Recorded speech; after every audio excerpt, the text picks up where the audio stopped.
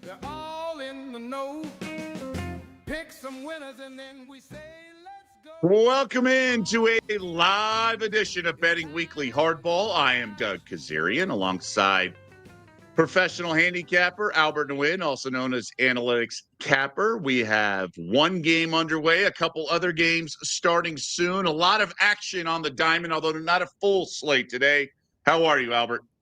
I'm doing well, Doug. It's been a couple hot weeks, right? So let's continue it today. I know we're talking about baseball, but so many different shows here on the network that we're all winning right now. So everyone's happy.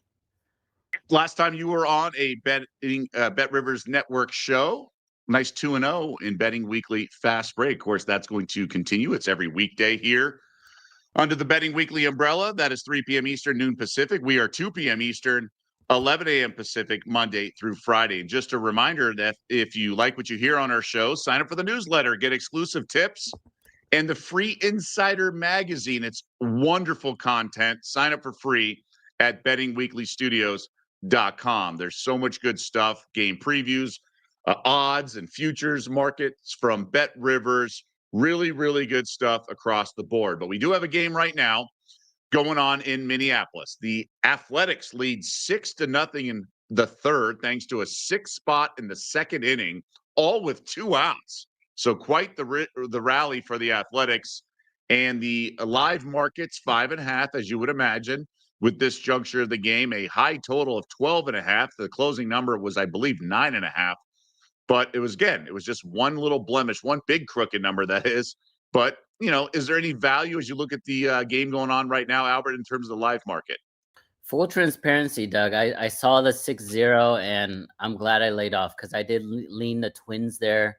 As far as the live market is concerned, I'm not following the game specifically. I would say if you're watching the game, Doug mentions this all the time on our show, is definitely listen to the broadcast and listen to the analysts, that the players there. And so they can give you insight on how, the pitchers look and how the lineup looks. But for me, I'm going to lay off. When it comes to live betting, I usually lean the dog because I know a lot of people are going to go the opposite and expect a comeback from the favorite. But if the dog is up, I kind of lean the dog for the rest of the game. Well, yeah, it's one of those things where it's kind of, to oversimplify it, the expense of oversimplifying. It's obviously the Minnesota staff is, the original starter in this case, not going to go forever, right? So then if you're the Twins manager, who are you going to bring in? Your ace relievers when you're down 6-0, or your bad ones? And then the Athletics side of things, like starters pitching well, things like that. It's the later innings where I look to catcher indifference, stuff like that. And the Athletics won't take the extra base, but now they're still full throttle. And if they're getting to Urena, then it's just, floodgates could open. But to your point, there is an ebb and flow to things. There is regression. And it's just like game to game or day to day. Just because something just happened, it's trying to train your mind to think it's not going to continue happening. I mean, there is a world where the Twins come back and win, right? But there's also a world where it's an 11-2 final in favor of the Athletics. So to your point, there are different schools of thought. A little contrarian never hurts, but the live over-under is now 11.5, right? So it was 13. Now it's 11.5. The Twins don't even have a single hit.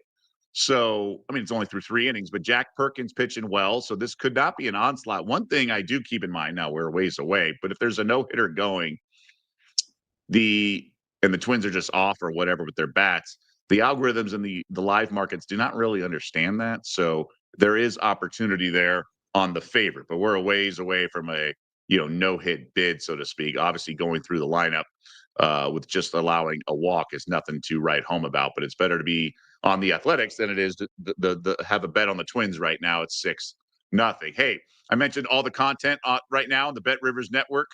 We have a new show, or not the latest episode of a show, Betting Weekly English Premier League. Nigel, Jack, and Dan share their top bets and angles for this weekend's EPL action. Go check it out. They really know their stuff. I know Nigel had some rocking chair winners recently. Albert, I mentioned some games starting soon. Let's start in Kansas City, 5 minutes away from the Royals hosting the Rangers. Lorenzen going for Kansas City, old reliable. Patrick Corbin going for the Rangers. Now, Spider Bite not including. Now, this is a Rangers team that's been scuffling, but they did win yesterday as a dog. Royals minus $1.24. I want no part of the Rangers lately. This is your team in your backyard. Who you got? It's tough. I don't know if this is the bias side or my fandom side, because I talk about, leave that aside, especially when you're betting, your hard, well-earned money. But I actually think there's an angle with Texas, and Texas is one of those teams, with talent, but they are a very up and down team. And when they're down, they'll go through, runs where they lose 8 of 10 games, 7 straight games, things like that. But we also saw the other side of the coin where they actually pitch well, they hit well. We know they're going to be managed very well. Bruce Bochy is one of the best managers in all of baseball. So I don't expect any mistakes from him. It's really up to the players to execute. And I think a couple of those losses that the Rangers had last week came when it was a 1-1 ball game or 2-2 ball game, and Bruce Bochy would bring in relief. And that relief pitcher ends up, giving up back-to-back hits or back-to-back home runs. And that as a manager, you put your players in position to do what's best for the team to succeed. And if you can't get outs, right? If you're a relief pitcher and you're there for the 7th inning and you can't get 3 outs, I don't put that on Bruce Bochy. I put that on the player. So to answer your question, I think because I'm very confident in Bochy, I always think that the Rangers will have a little value when they're underdogs. And tonight, or this afternoon, there's very, very short underdogs on the road in Kansas City. We all know that Patrick Corbin historically has been, one of the most giving pitchers, if you will. And the fact that he's just a short underdog on the road is a little telling to me. So I actually like the Rangers here. I'm not going to play it myself, but I do see some value with the Rangers today. Okay, so slight lean there as well, over under 9. We'll see if the pitchers, Wes talks a lot about getaway day. This is getaway day on a Thursday. Sometimes it's game 1 of a series, but it is in fact getaway day out at Kauffman. Another game starting on our watch. And we first want to encourage everyone to get involved in the conversation. Join the comment section. Amish Farmer, in regards to the last game we were just talking about in Kansas City. Good afternoon, gentlemen. Lorenzen starting for Kansas City today against Texas. It's his first start against Texas since being traded to Kansas City at the deadline last year. Perhaps the revenge angle. Does that factor in? I would imagine it doesn't factor into your analytics, but is there part of your eye test? Because for me, a year ago, it's not one of these things where like it's Verlander facing the Tigers for the first time or something like that. Yeah, it has really no impact on me personally. I mean, I didn't even know that specific tidbit, so I appreciate it, Amish Farmer, for bringing that up. But as far as handicapping the game, I don't think Lorenzen's going to come into this game extra motivated because he was moved over a year ago. Like, so much has already happened. He's also not like a game changer, if you will, and so yeah, no impact for me. Like if he personally has a revenge in his mind, I think he would be pressing a little bit more, right? And when a pitcher is not relaxed on the mound and not focused, I think that's when they get in trouble. Right, good stuff. Let's go to that next game I mentioned on the north side of Chicago. Cubs have won 3 straight. Brewers have lost 3 straight. They've closed the gap in that division to 6. Now, the Brewers still have the best record in the National League, but a pretty hefty price with the Cubs now minus $1.48 at Bet Rivers. Imanaga on the bump with Priester countering for the Brewers. Now, Milwaukee, we knew would come back to earth. I think they started the month, what was it, a 12-game win streak, had a dramatic rally in the 9th for one of those. But Imanaga seems fairly priced, but it does feel a little high. I know you have a side here. What do you got? Yeah, the Brewers actually won 14 straight, Doug. They set a new Gosh. franchise record, 14 in a row. This is a really, really interesting scheduling quirk. This is their 6th game in a row, all in Chicago. It's a back-to-back series in a row. Very weird. I actually like Chicago. I know it's a little juicy right now, minus 148, but I think this is a great time to sell Priester, who's been really good this season. I have some of his stats pulled up here. Last 5 games, he is 5-0, but that includes a couple games where he didn't pitch well, and the offense saved him, right, with 7 runs and 9 runs to get those wins. And so I think this is an opportunity to sell high on Priester. He's been good, like I said, but only going about 5 2/3 innings in those wins. Whereas the Cubs, I think being the hunter right now is motivating them. And I think, losing that lead and this is an interdivisional rival. I just like the Cubs here. It's more of a gut feel than analytics, to be perfectly honest with you. I think the Cubs get the 3-game sweep today. Imanaga's been great too. The Cubs in the month of August, I don't have the exact number for me, but I think it's like 2-16-1 or something absurd on the over. So like 16-2-1 to the under. 6.5 is a low number. Now you mentioned the 2 starters going, it's understandable, but the Cubs offense has just not been on a roll like it was to begin the season. Hence, we have so many unders cashing, but the pitching staff's been so solid in so many regards. And just to want to let you know, you can win a $100 bonus bet today from Bet Rivers.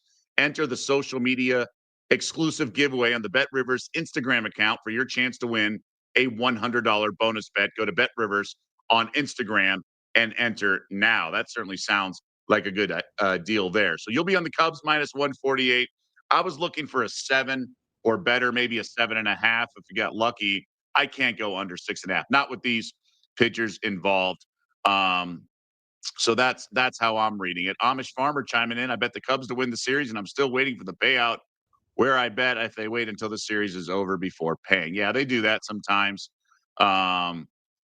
Keon Neon, 6-run second inning for the Athletics, all with 2 outs, first 5 and over wins just like that. 2 wins on 1 meltdown. Well, it's not quite home just yet, but they are cruising along. And here we're headed to the bottom of the 4th in Minnesota, and that over-under just keeps dropping. It's now 11 under minus 130. So we went from, what was that, 12, 11.5 to 11 with the juice at minus 130. Again, 1 pitcher's in a groove, hasn't allowed a hit through 3.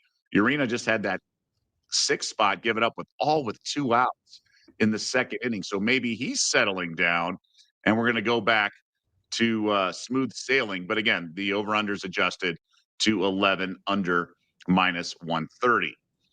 Red Sox, Yanks, all of a sudden New York has found the bats. Big rally in extras after allowing the Rays to even up the game. So the Yanks have now won 5 straight, and they open up a series with the rival Red Sox in the Bronx. Gil goes for the Yanks. Giolito goes for Boston. This game on national television with the early start, 4:15 Eastern. I have a prop on this game, Albert, but I first want to get your opinion. I know you value recency with the Yanks on a roll. How are you seeing this game in New York? Yeah, first, even before diving into the game, remember when these Boston, New York games on, national TV would last 5 hours, Doug? So I'm excited that this is going to be only a 2.5, 3 hour game. I think that's really helped. Are we sure about that? I think so. I think it's really helped not only viewership for this league, but it's a lot more easy as a bettor too, because you don't have to wait 5 hours. But I would say it's Yankees or pass for me. I know it's very juicy right now at minus 165 at Bet Rivers, but they are playing a lot better. 8 out of last 10. And not only that, but they're getting the clutch hits at the end of the game, which is, to me, very important. We know the Yankee Stadium is going to be a hitter's ballpark. Both teams have some guys that can, be explosive with the bat, but I trust the Yankees lineup a little bit more right now over Boston. And plus, he has been a little better recently, Doug, but we saw in the beginning of the year, Giolito road and home splits, right? He was horrible on the road, and that doesn't just go away. I think it's still in his mind, and I think, pitching in a batter's ballpark is going to be bad for him tonight. Okay, and we have our first hit of the game for the Twins, so a leadoff double, and we'll see if they can get a little rally going here in the bottom of the 4th. Yeah, I mentioned I have a prop in this game. I'm going to bet the Yurfee again with Giolito. My last time I was on the show when Giolito pitched, I had 12-1 in last 6 hardball shows, and then I went 1-2 that show. One of my losses was a Yurfee involving Giolito game. And we had a double off the monster, I believe, in that game, but didn't quite get the run home. I think this Yankees lineup's on an absolute tear. There's protection for Judge. Now, Stanton pitch hit, but he's been on an absolute white-hot tear. This Red Sox lineup can certainly get to Luis Gil. So I'm going to go Yurfee. It's minus 127, which stinks to lay that kind of number. But these bats and Giolito, the reason I like that is he has a horrendous ERA in the first inning. He's just a slow starter and then settles down. And I think the Yanks bats can get to him, but I even think the Red Sox bats can get to him. So literally all you need is an early hit in the half inning, and all of a sudden there's line value with minus 127. I think we get some runs here. The over-under is 8.5. It's not one of these sevens or something like that. So it's an indication that we might see some runs here. So I'm going to go Yurfie as my first official play of the show. Any thoughts there? I mean, I like it. Every time you see Giolito on the mound, on the road, I think Yurfie is always in play. But both pitchers have been pitching a little better recently, right? Giolito's 4-1 in his last 5, so is Gil. But their ERA is not great. If you dive deeper in the numbers and not just the wins, they actually have not been quality starts, even though the team has won. The offenses have really saved these two pitchers in the last 5 games. And I mean, that's why Doug is on the Yurfie. And I don't know, if you're on the Yurfie, do you also lean the over, Doug? No, because Giolito settles down. And some of that is skewed by how he pitched at Fenway early on. He was really down on the dumps, and he ultimately did solve his Fenway issues. And a lot of that was like a one spoiled outing. I think he gave up a 7 spot in the first inning. So that skews the numbers a little bit, but I do think they can get to him in that regard. And I'm not necessarily on the over because I do think the bullpen for the Yanks, despite last night, can shut the door down. I also think these lineups are relatively top heavy. So I think getting through the first and then opens up the door for the next couple innings. So I think that's all contributes to my analysis. Makes sense to me. All right, another game that we're keeping an eye on is the other New York team. The Mets visiting the National. Sean Manaea going for New York. Mackenzie Gore going for the Nats. Now, I was on the Mets yesterday. Chris Massaro liked him a little bit as well, but they just got touched up and they rallied late and ultimately lost 5-4. New York's 6 games back of Philly in the National League East. We have current price of Bet Rivers. Mets are road chalk like they were yesterday, minus 137. So a much more manageable money line, but the pitching edge, I would say, is in favor of the Nats. And this lineup that the Nats have that people think is weak, it's actually pretty good. A lot of bats they got in the Soto deal have come to sort of fruition, if you will. CJ Abrams is a name that comes to bat. Wood is another one that comes to mind. So I'm not quite giving up on this Nats team. I think this might be this is the only side I would play, to be honest.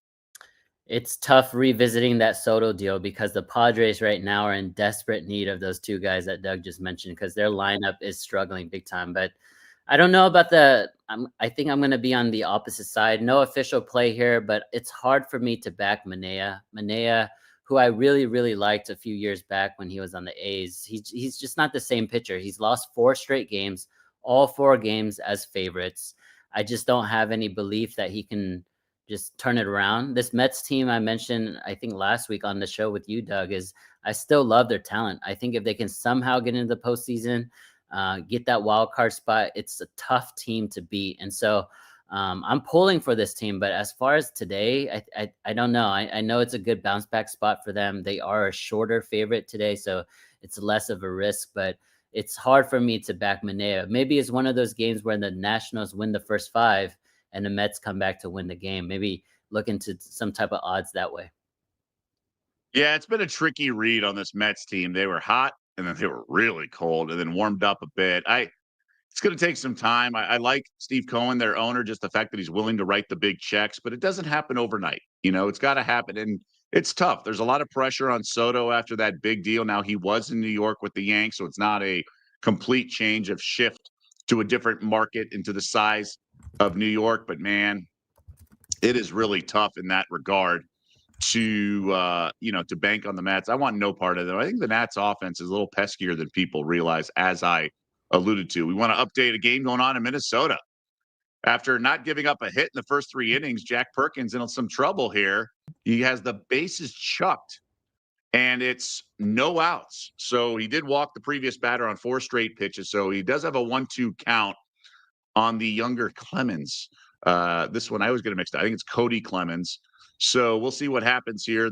Remember, the Twins traded 1 million of their guys at the deadline, but did keep Buxton, did keep some of the other guys. But we'll see if we can all of a sudden have a game. Albert mentioned earlier in the show that he likes betting the dog when it's a game 6-0 or so. So maybe that will prove to be serendipitous as the Twins have the makings of a rally here with nobody out and the bases loaded. We'll continue to update that game, but it is obviously far from over. And I didn't want to, our previous guy chiming in the chat, I forget who it was talking about this, the ticket cashed in the first first five. So we're not home yet. We're not home yet. If you have an Athletics first five, we've seen some crazy things like last week with the Braves, I think scoring, what was it, 9 runs in that what inning? Later in the afternoon, the Rockies host the Dodgers. LA blown out at Coors Field. Not something many saw coming. I believe the final score was 8-3. Kershaw on the bump against Dollander, 245. So we've seen some 330 prices earlier in the series. 245 is a bargain, right, Albert? Oh man, that is tough. That is really, really scary. I would say this though, Clayton Kershaw, for all his struggles to start this year, he felt like it was kind of a slap in the face to get into the All-Star game because that was a gesture for someone that's like on his last legs. And Kershaw, the competitor that he is, he felt a little slighted by that. But I would say this, he's been playing and pitching a lot better, and he's actually the one that saved this team the last couple of weeks. They've been struggling, as we know, and we got a couple of comments on Twitter there who asked about wanting to talk about the inconsistencies of the Dodgers all season. But Kershaw, last 3 starts, 3 wins, over 6 innings pitched in all of them, only 2 combined earned runs in those 3 games. So he has really steadied the ship. He has put this team on his back. Everybody thought it would be Ohtani. Ohtani was actually shelled yesterday, only lasting about 3 2/3 or 4 innings, giving up 4 runs. I actually think that the Dodgers rake and take care of business today. I would look into the run line, maybe alternate lines as well, but I fully expect the Dodgers to get the W. Yeah, he has been a pleasant surprise in a rotation that's battled a lot of injuries. Kershaw's been the guy they've needed to rely on. Now, Dodgers, one of our audience members here on the YouTube asked about Rockies plus 2.5, minus 120. You're looking at alternate minus 2.5, maybe minus 104 at Bet Rivers. So that's intriguing, something to consider in that regard. But City by the Bay, thinking of the ugly dog. Why not? You're getting 2.5 runs, minus 120. They won yesterday. The bats may be waking up, but as Albert was saying, and I agree, I think Kershaw's in a groove, and he knows Coors Field. He knows what he can get away with in that altitude and what he can't. So that's certainly something along those lines. We'll come back to this game. I think it's not the last time we've heard from this game. Giants and Padres. I love how a Giants fan in our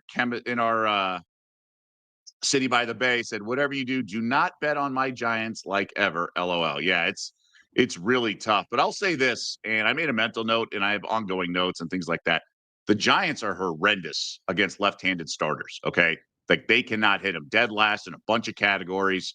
And yesterday was a walk in the park for the Padres. So I need to make a mental note of that, keeping an eye. Now, Dylan Cease goes for the Padres. He's a righty.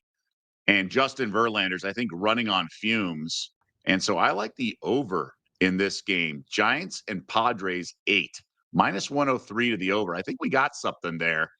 I think the Padres bats starting to get warm, and the Giants can get to Cease. I don't think much of Cease. I do think the Padres cruise, but I do lean over here. I'm not going to play it, but man, I want to pull the trigger badly. For my initial reactions on the over is, does it seem a little too easy, right? Because these are 2 pitchers that are struggling. Verlander, 25 games this year. He is 1-9. He got his first win last week. He's just not the same Verlander, even though he's going 90 to 95 pitches a game. It's just not the same effectiveness. And Cease is he's one of those pitchers, in my opinion, that's always been talented, but he never lives up to that talent because he plays around with the batters too much. Like you'll see a ton of you'll see a ton of full counts with Cease, 3 and 2s, 3 and 1 counts, just because he plays around too much and plays with his food. But the over makes a lot of sense. My only, side of caution is, does it seem a little too easy? Because it is 2, older pitchers, 2 struggling pitchers. I'm not gonna really bet it. I think the Padres take care of business, but I don't think there's value there at $2. So you don't want to fade with a run line or anything like that, given this Giants lineup is a little shaky, although I kind of like the over. So I do think the Giants can scratch a couple runs. Yeah, no read on the run. I'm not personally a big run line guy. I'm just very confident in Kershaw today. That's why. And they're in Coors Field. So I feel like from a batting standpoint, the Dodgers are gonna, bounce back. But even then, like I'm not gonna throw a full unit on the Dodgers run line, for example. Like it's just a very strong lean. And if I do put money on it, it would be like a quarter or a half unit. Gotcha. Okay. All right. Good to note there. I may come back to that one. By the way, San Diego beginning of the day, 1 game back of those aforementioned LA Dodgers after having the first place by a game and then getting swept by LA. So something to keep in mind there. Astros and Orioles. We mentioned Verlander. How about one of his former teams in action in Baltimore? Jason Alexander and the Houston Astros, who, by the way, have lost 4 straight in Baltimore to face Brandon Young on the bump for the O's, minus $120 for the O's. Now, I like what Alexander's doing, but this Astros lineup just can't hit at all. But I still think for me, it would be Houston or pass. What say you? Yeah, they've lost 4 straight. The Astros have 5 of the last 6. This is their run output in their last 6 games: 2, 0, 0, 0, 4, and 0. So when Doug says they're not hitting, they are absolutely not hitting, not getting any players on base. It's a team it's really struggling. With that said, though, the Mariners are also struggling in that division, so they haven't really lost their spot. Baltimore is one of those teams where I was really high on heading into the season. AL East, everyone talks about the Red Sox and the Yankees, but it's Baltimore that, I thought was a sleeper, but they have been very, very disappointing. This is also a first game back after a road trip back home. And, that's not a spot or a situation that I want to back. So I agree. I think it's an Astros as a short underdog, if you will. I mean, you can get them at a pretty good number at this point, but it's not a very confident play. So it's not an official one for me. I mentioned it during the show yesterday because the Astros did get a 2 spot during the show during a day game, but they had gone 31 straight scoreless innings. Wow. So finally they got on the board. Now, Jason Alexander's been fantastic. Now, insert all your George Costanza jokes, but look, last outing was against Baltimore, gave up 2 earned, then 6 shutout innings, 2 earned against the Nats, did get touched up at home against the Athletics, but I love what I'm seeing. I was actually live betting a game where he pitched recently. I think it was against Miami in Miami. And I would ride him. You mentioned that first game home after a long road trip. That's a Malinsky special, famous, well-known professional bettor who used to coin that. And Macero's referenced it a couple times. I like the Astros here. I also like the under because of this Astros lineup and what Jason Alexander can do. So let's go under 9 in the game. That's going to be my next play. I don't know if the Astros bats have woken up. So I'll go under 9. It's minus 117 at Bet Rivers.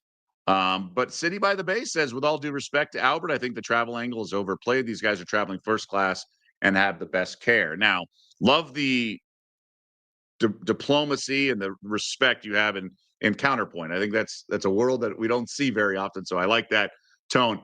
I push back a little bit there just because I think there's so much more than it's not like the guy's sitting in a middle seat on Sprint Airlines or whatever they're called. Some of these these low budget airlines. It's just the comfort zone, the travel, the family obligations. There is a routine. Baseball players more than other professional athletes are creatures of habit and routine. So I think it's part of the equation and not just about the quality of travel. Yeah, I'll add a little bit to that. And thank you for your comments, City by the Bay. I would say it's much more than the travel accommodations. It's much more than hotel accommodations. It's when you're gone from your home for a week and you come back, what's some of the things you have to do? You got to meet the wife. You got to meet your girlfriend. You got to take care of your kids. You got to get your dry cleaning. You got to get your car. Like all that kind of extracurricular stuff does have an impact on your game. But I would say this, there is a travel aspect that I do agree with you in terms of being it overrated and in terms of impact is the NFL. I would say like those West Coast teams going east and those East Coast teams going west. I think that's a little overblown because of, body clock and things like that. But for baseball, I do think there's some impact there because they've been gone for so long, and now that they're back, they just have their home obligations that they have to attend to before actually playing a baseball game.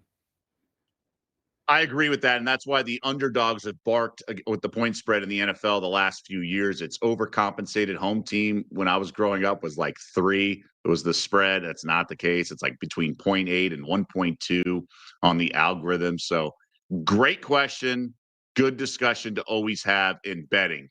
Updates, a couple nerfy, or one nerfy at least, cashes in Kansas City. So Texas and KC scoreless through 1.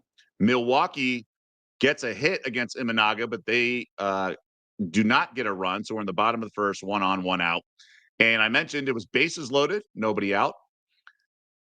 2 guys got out without a run, and then the Twins did scratch 2 runs. So it's now 6-2, top 5. So if you have the Athletics position, first 5 or not, you're doing okay. So the Minnesota did get 2 runs in with 2 outs. All 8 runs have been scored with 2 outs in this game, and we are in the top of the 5th. 2 outs. That live line we talked about, which was really off the board, it's now minus 1430 for the A's. That over-under is fluctuated between, I think, 12.5 or so to 11. It's now 12 over minus 132. Another game I want to check in on, last game we haven't discussed, is in Florida. The Rays hosting the Cardinals. Tampa's lost 3 straight. Joe Boyle's on the bump for this Rays, and I feel like they're fading pretty hard. Yeah. Sonny Gray going for St. Louis. And Albert, you mentioned when teams lose, sometimes they spiral. And that's kind of what we were describing the Rangers. I think the Rays are cut from a similar cloth in that regard. Yeah, the Rays, they were treading water there at 500 for a while. They are 4-6 in the last 10. They're now 61-66 for the season, pretty much out of playoff implications.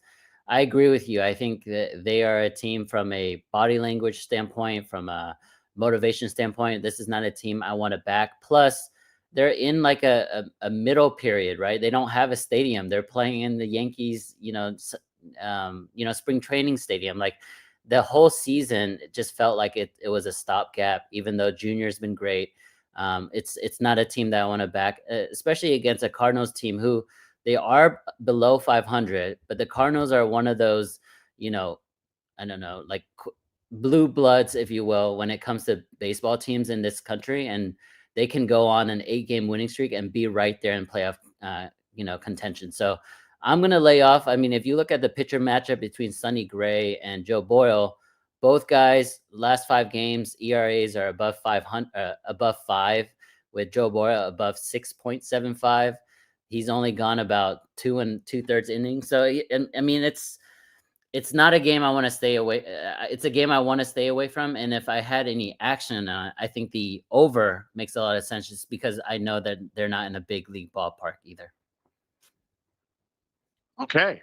So I have a lot of leans. I did pull the trigger on the under 9 in Baltimore with the Orioles and Astros. It's tough. I think that O's lineup can get going at Camden Yards, but just didn't really see. Now it's a reduced slate, but just didn't see a lot of games I loved, all things considered. And the Nerfy cashes, by the way, at Wrigley Field. So we're on to the 2nd inning. And I mentioned, that 6.5 total is so low.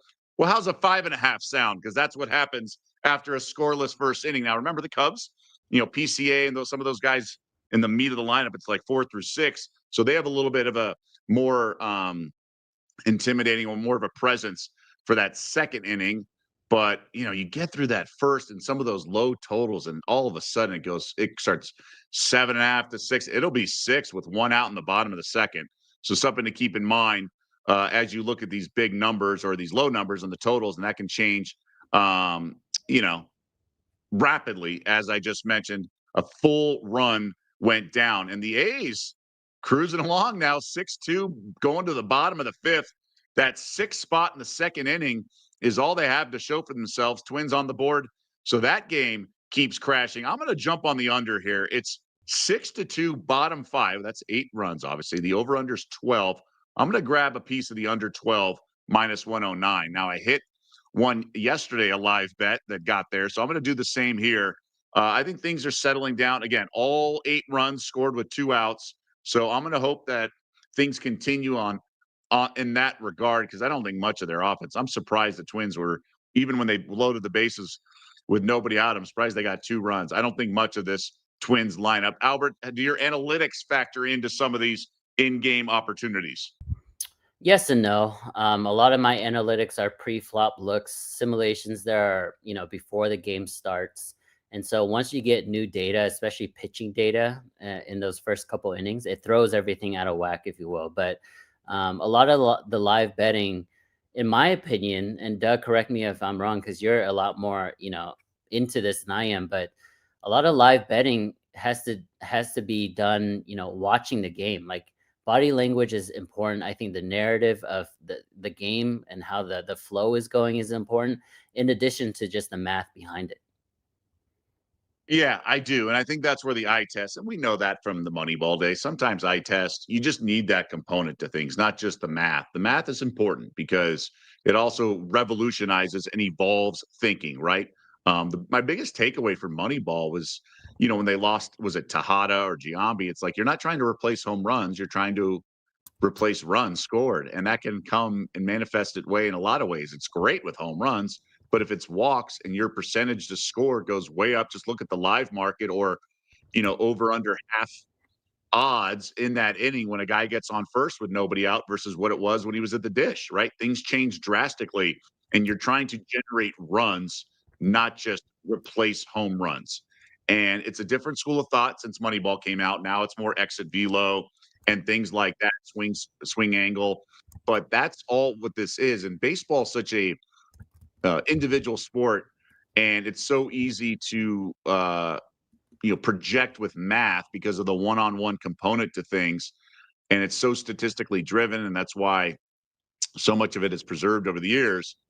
But things have evolved and changed, and it's a much different animal. I was listening to a game recently, it was late innings, and they were trying to do a sacrifice bunt in a tie game, and the announcers were joking, asking each other, quizzing each other, who has the fewest sacrifice bunts in the league. And the Dodgers, I believe, have the fewest in the National League, just because you're giving away outs. And the Orioles, I think, have the most, which is ironic because I believe, was it Earl Weaver, Orioles manager, who was anti giving an out sacrifice. So even back when he managed in the 80s, he was anti giving away outs.